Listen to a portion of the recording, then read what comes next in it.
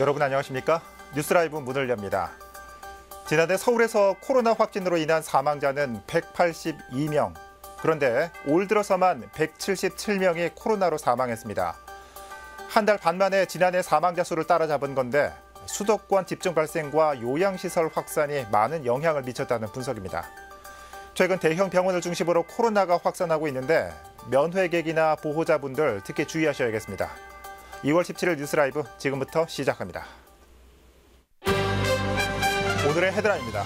어제 하루 코로나 확진자가 621명 발생한 가운데 서울은 또다시 200명대를 기록하면서 재확산 여부에 촉각이 곤두서고 있습니다.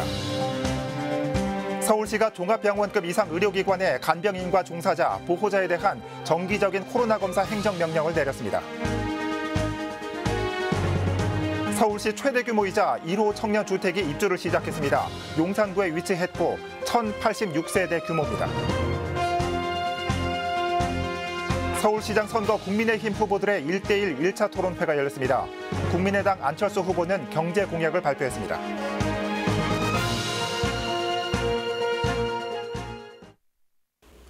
설 연휴가 끝나자마자 코로나19 확산세가 심상치 않습니다. 3,400명대를 오가던 신규 확진자 수가 오늘 621명을 기록했습니다. 자세한 내용 취재기자 연결해 살펴보겠습니다. 이승준 기자. 네, 보도국입니다. 네, 설 연휴 여파인가요? 이 확진자가 급등했습니다. 오늘 확진자 현황 짚어주시죠. 네, 오늘 오전 0시 기준 전국 코로나19 신규 확진자는 어제보다 621명이 늘어 모두 84,946명으로 집계됐습니다. 해외 입국 사례가 31명, 지역 발생이 590명입니다. 서울의 경우 어제보다 247명이 늘었고 경기는 147명이 추가 확진 판정을 받았습니다. 사망자는 전날보다 4명 늘어 지금까지 1,538명을 기록했습니다. 특히 서울에서 확진자가 급등했는데요. 줄곧 100명대를 유지했지만 병원과 학원 등에서 집단 감염이 이어지면서 우려가 현실이 됐습니다. 학생 1명에서 시작됐던 송파구 보습학원 집단 감염은 지금까지 15명이 추가로 확진 판정을 받았고 용산구 순천향대 병원 누적 확진자도 100명을 넘어섰습니다. 결국 지난달 6일 297명 이후 41일 만에 서울은 다시 200명대를 기록했습니다. 설 연휴 가족 모임으로 인한 감염도 확인됐는데요. 경북 봉화에서 가족 4명이 확진 판정을 받았고 세종시에선 설 연휴에 일가족 12명이 모였다가 5명이 감염된 사례도 나왔습니다. 상황이 이렇자 오늘 열린 중대본 회의에서 정세균 국무총리는 걱정의 목소리를 높였는데요. 아직 3차 대유행이 끝나지 않았다며 방역수칙 준수를 당부했습니다. 또한 정부가 거리두기 완화를 결정한 것은 방역을 느슨하게 하겠다는 의도가 결코 아니라고 덧붙였습니다. 그러면서 3차 유행을 확실히 제압하고 백신 접종과 새학기를 시작하려면 국민 여러분의 참여 방역이 필요하다고 강조했습니다. 지금까지 보도국에서 코로나19 소식 전해드렸습니다.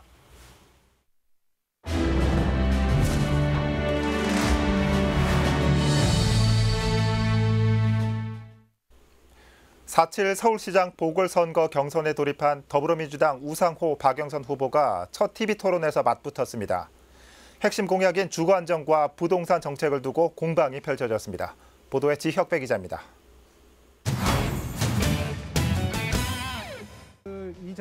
서울시장 보궐선거에 출마한 더불어민주당의 우상호 박영선 경선 후보가 첫 TV토론에 나섰습니다. 서울시 대전환 21분 도시 서울을 공약으로 민생 안정과 무주택 청년 주거 안정을 들고 나온 박영선 후보와 강남북 격차 해소를 화두로 경전철 조기 개통과 지하철 지상구간 개발을 내세운 우상호 후보가 펼친 100분 동안의 설전. 토론회는 서울 시민 1,000명을 대상으로 벌인 여론조사에서 1위를 차지한 주거, 부동산 안정 문제로 초반부터 한껏 달아올랐습니다. 우 후보는 공공부지나 강변도로 철길을 활용하면 공공주택 16만 호를 지을 수 있다고 예측했고 박 후보는 토지 임대부 방식을 도입하면 평당 1,000만 원에 주택 30만 호 공급이 가능하다는 논리를 펼쳤습니다. 실현 가능성을 놓고 공방이 펼쳐졌습니다. 그 컴팩트 도시를 강북 지역에 전체적으로 다 설계해서 집어넣을 수 있느냐. 저는 이 공약이 상상하면 약간 좀 질식할 것 같은 서울 이런 느낌이 듭니다. 그래서 지금 말씀하신 공공기관과 공공임대, 스마트팜이 한 건물에 있는 수직 정원에 대해서도 신경전이 펼쳐졌습니다. 이 21분 도시는 궁극적으로 탄소 중립으로 가는 서울의 큰 걸음이고, 그리고 여기에 랜드마크가 되는 이 수직 정원 도시는 우리의 환경 문제와 미세먼지를 해결할 수 있는 것인데요. 이게 다액 도시에 다 짓는 거 아니겠어요? 그렇죠. 그런 측면에서 네. 본다면 저는 저것이 사실은 랜드마크가 되기보다는 다 잘못하면 도시의 흉물로 변질될 수 있다. 역세권 공공개발을 내용으로 한 이사 부동산 대책에 대해 박 후보는 시간이 지나면 효과가 있을 것으로 평가했지만 신혼부부와 청년정책 보완이 필요하다고 봤습니다. 우 후보는 전문가 의견이 반영된 것으로 실효성이 높을 거라며 정부 정책의 성공을 위해 전담팀을 만들겠다고 말했습니다. 딜라이브 서울경기 케이블 TV 지역배입니다. 국민의힘도 어제부터 후보자 토론이 시작됐습니다. 모든 상대와 1대1로 토론하는 맞수 토론 방식으로 진행됐습니다. 취재 기자와 얘기 나눠보겠습니다. 자, 천수연 기자, 어서 오시죠.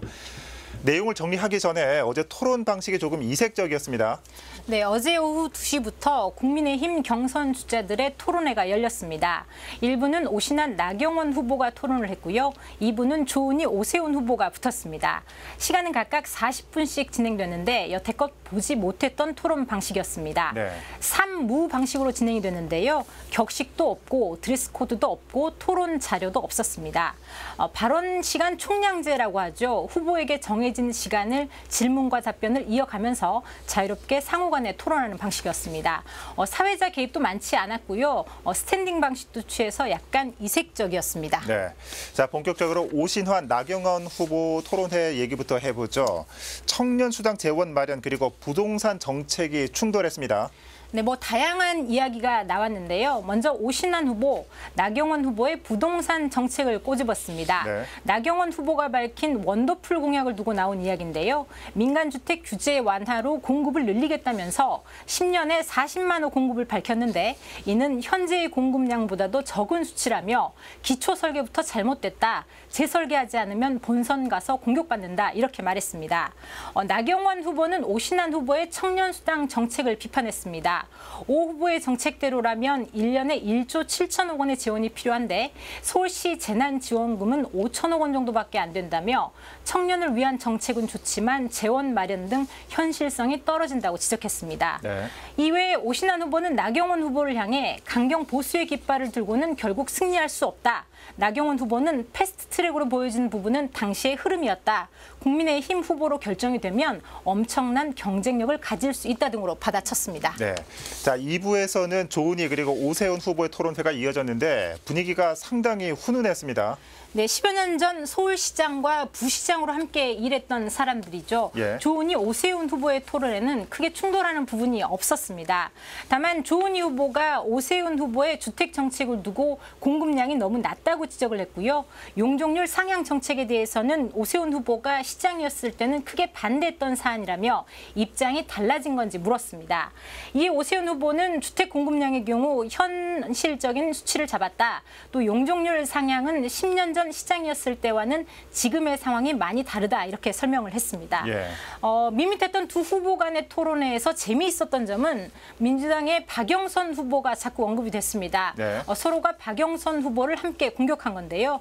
먼저 박영선 후보의 21분 컴팩트 도시 공약이 조은희 후보의 다핵 도시 공약과 매우 흡사하다. 또 경부고속도로 지화 공약도 조은희 후보가 먼저 했다. 이런 이야기가 나왔고요.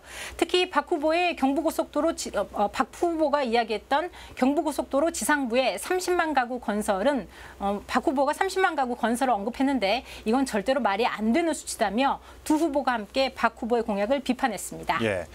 말씀하신 대로 같이 일한 경험이 있어서인지 호흡이 잘 맞았던 모습 같았습니다. 자, 한편 안철수 후보는 경제 공약을 발표했다고요? 네, 명동의 한 빈 상가에서 글로벌 경제도시 서울이라는 주제로 공약을 발표했습니다. 네. 서울의 경제 회복을 위해 V3 백신 개발자에서 V4 전략을 시도하겠다며 4가지 경제 전략 목표를 밝혔습니다. 지식 자본도시, 코스모폴리탄, 융합 경제, 공유 가치 이렇게 4가지인데요. 이 4가지 목표를 실행하기 위해 3대 핵심 공약을 잡았습니다. 먼저 DMC와 지벨리, 가락동 등 10곳을 융합 경제 혁신지구로 지정하겠다고 밝혔습니다. 또 국철 지화 구간을 활용해 주거와 교육, 교통과 창업이 결합한 서울형 테크시티를 만들겠다고 했고요.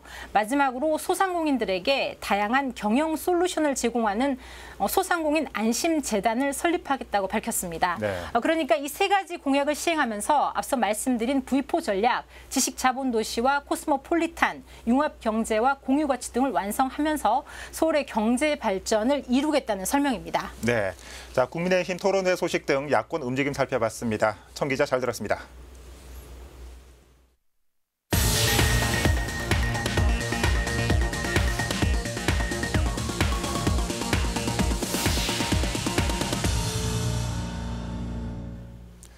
최고 37층 서울시 최대 규모이자 1호 청년주택이 입주를 시작했습니다.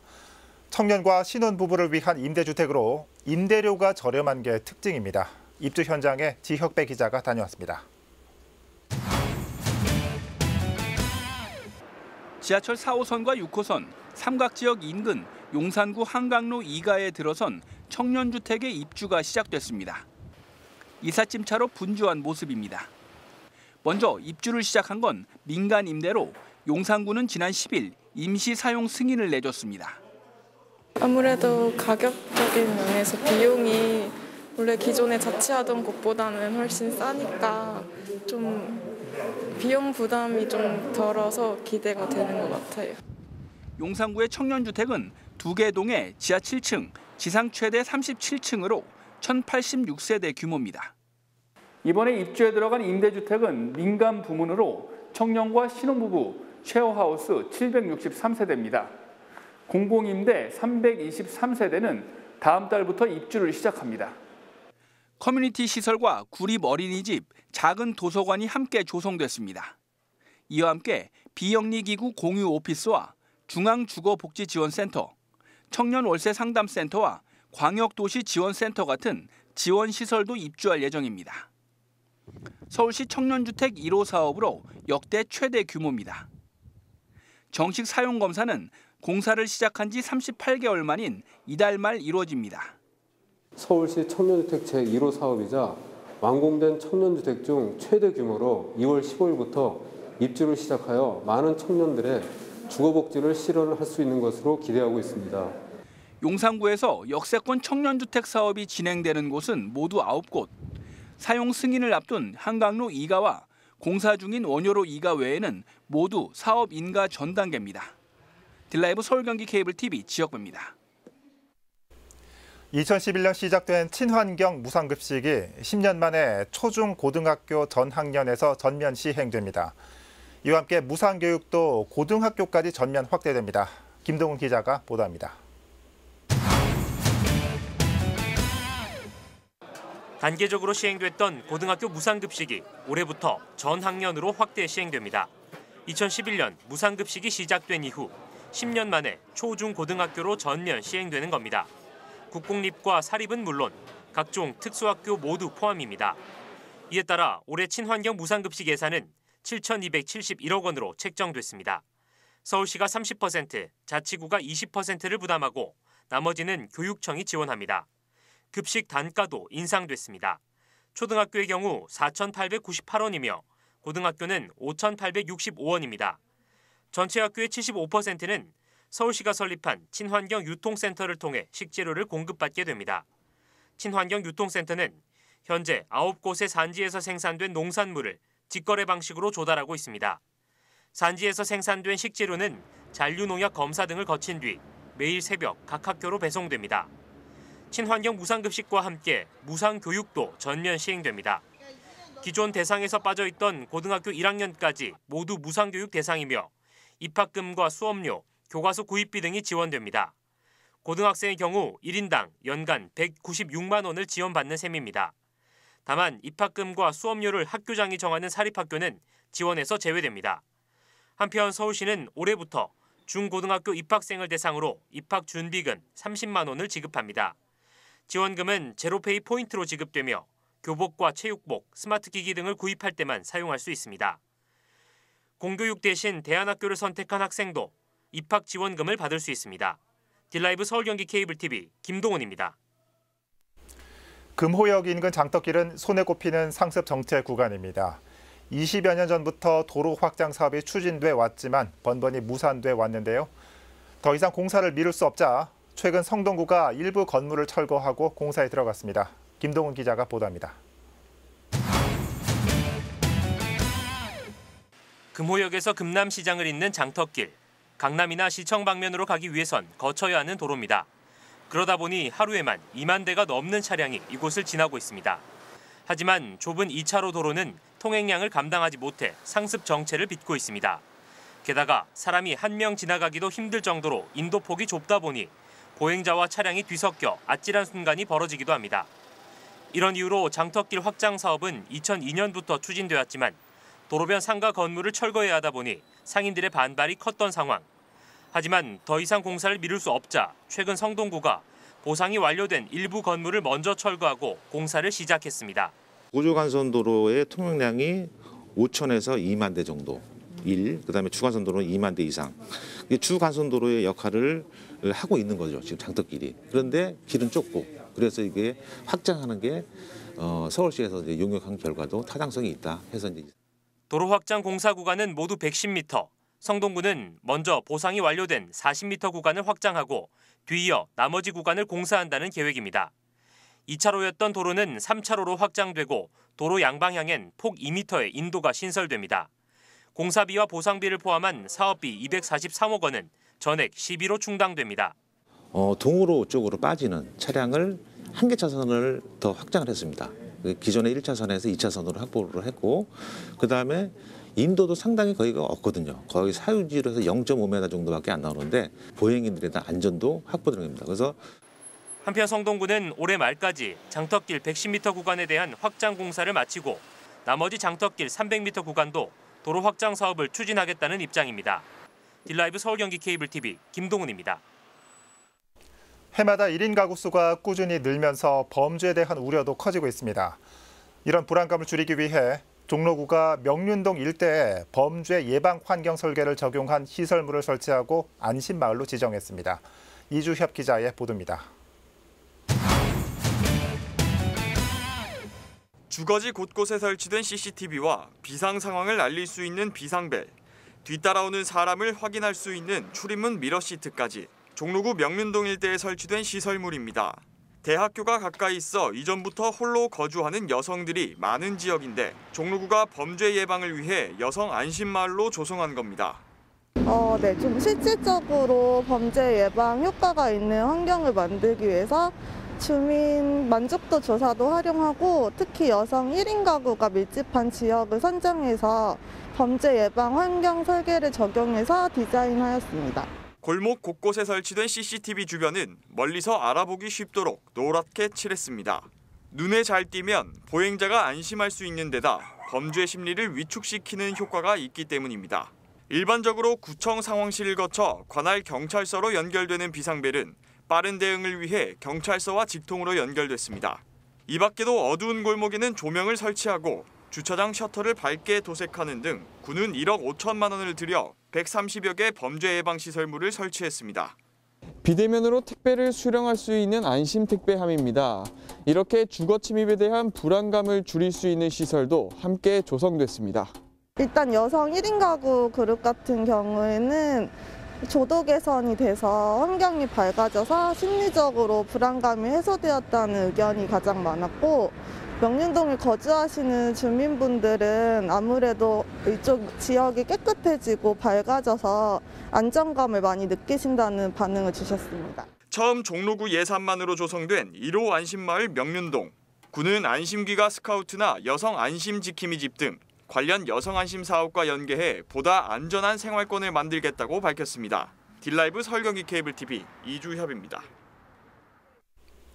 자치구가 보험료를 내고 구민이 보장을 받는 구민안전보험. 각종 사고로부터 최소한의 생활자금을 지원받을 수 있는 제도죠. 중랑구가 최근 이 안전보험에 가입했습니다. 코로나 시대를 대비한 감염병 보장도 포함된 게 특징입니다. 천서영 기자입니다. 중랑구가 올해 구민안전보험에 가입했습니다. 구민안전보험은 각종 재난과 사고로부터 구민들이 보장을 받을 수 있는 제도입니다. 불의의 사고가 발생했을 때 최소한의 생활 자금을 보험사로부터 지원받을 수 있는 것입니다. 사고가 이렇게 다양화되고 대형화되는 그런 상황에서 저희가 이제 국민들이 일상생활에서 갑자기 불의의 사고를 당했을 때 어려움을 겪을 수 있는데 거기에 대해서 저희가 어떤 구유 입장에서 어떤 안정적인 장치를 해줘야 되겠다. 보장 항목은 총 10가지로 최대 1,000만 원까지 받을 수 있습니다.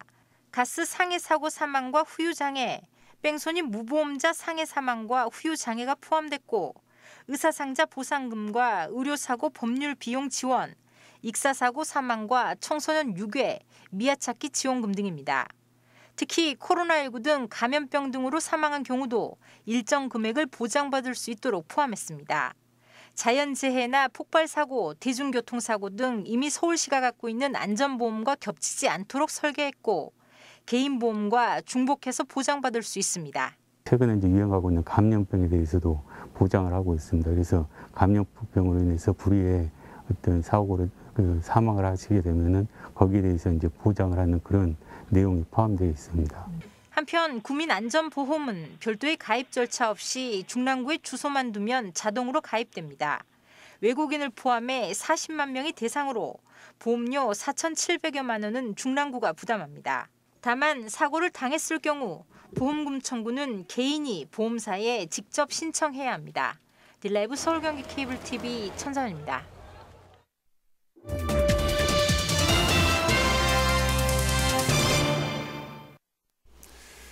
오늘 전해드린 최대 규모의 청년 주택도 그 시작은 순탄치만은 않았습니다. 청년 통장, 청년 수당, 청년 취업 지원금 등 청년이 들어가는 정책이 나올 때마다 다른 세대들의 반감도 크지만 반대로 생각하면 이 시대의 청년들의 어려움을 반증하는 거겠죠. 오늘부터 청년 주거급여 온라인 신청이 시작됩니다. 부모님과 떨어져 사는 청년분들 관심 가지고 보시면 좋을 것 같습니다. 뉴스라이브 마칩니다. 시청해 주셔서 고맙습니다.